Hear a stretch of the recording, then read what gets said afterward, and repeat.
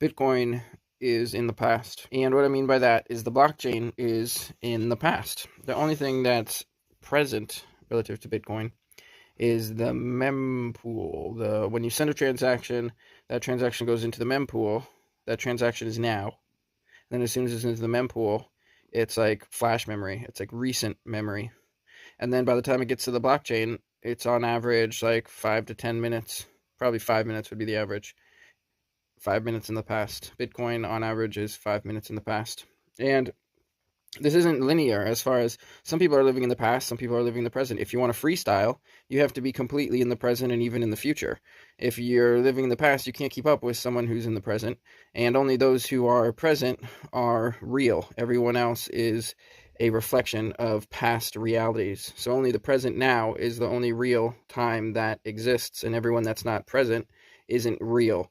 And so Bitcoin, in a way, is a thing for not real people because it is not real, and only in the present moment can it be real.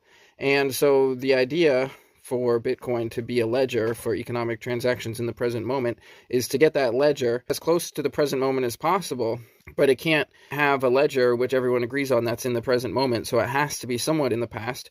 And so Satoshi made 10-minute blocks to start, but just like the blocks are meant to scale up as there's more transaction, the frequency of the blocks is meant to increase the frequency as the capacity for the network allows for those faster transactions so that the network gets more present in reality.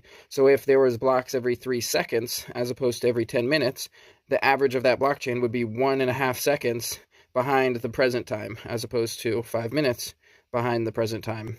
Just the average being the half of the block time. So this is just a message to support the Bitcoin Cash chip proposal to improve it from 10 minutes to a 10x frequency, so it'll have 1-minute blocks. So on average, it'll only be 30 seconds in the past. There's a big difference between someone who's present in the present moment versus someone who's a few seconds in the past.